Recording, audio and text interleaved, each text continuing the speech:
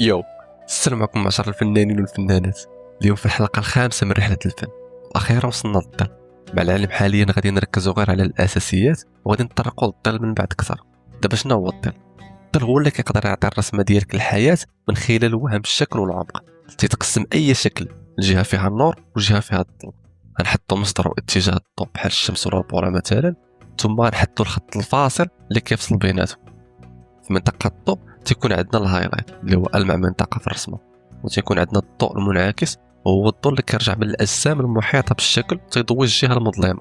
ثم في منطقة الظل وعند المنطقة الفاصلة تيكون الكور شادو هو أغمق منطقة، وتيكون عندنا الكاست شادو اللي هو الظل اللي كيكون على الأرض.